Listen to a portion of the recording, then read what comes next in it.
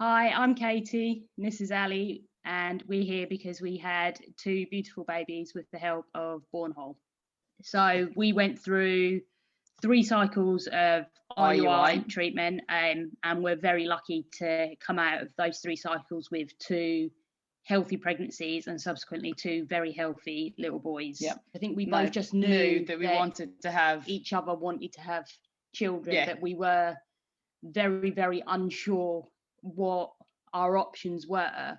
And it was actually a TV program we watched about same-sex couples having babies, and getting donors from Denmark. Yeah. Denmark. We gave it a go. We tried 3 times at home ourselves. Obviously, we were unsuccessful. Didn't really have a clue what we were doing. No. It was sort of a hit and hope. Yeah. We knew for certain that we wanted an anonymous donor because we had a friend offer, and at first we were like, that'd be great, but then we thought, well, legally, whether we bring this child up or not, you are half of this child, and this child is entitled to know you, and you're entitled to know this child. We didn't want someone else lurking in the background that could pop their head up every 2 or 3 years or every other weekend and say, actually, that's my child, I want to take them for the week. When we arrived at Bourn Hall, just sat there and just had a chat. It was like you were just having a chat with a friend over a cup of tea. It was really nice, and then we were very unaware of all the different options regarding fertility treatment. We thought it was just IVF, and that was it. They ran through all of our options, even though, because we'd had the information night, we sort of knew what route we wanted to take. We knew that IUI seemed like the best route for us. Naturally, it's the cheapest because it's the least invasive, and being that I was fairly young at the time and had no known fertility issues or anything like that, it was the most natural way for us to conceive as well, being a same-sex couple. Who was going to carry the baby was always very, very easy for us.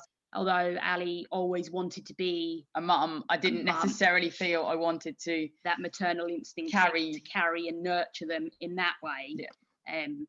But couldn't be a better mum without having physically carried the children. They ran through sort of all the tests that they need from me, which was a lot of blood tests. Basically, just a lot of blood tests and a procedure called a high cozy. If you've not had a smear test yet and you're offered a high cozy, just brace yourself. It's not unbearable, but it's a sensation that you've not experienced before, and it's a little bit strange. Yeah.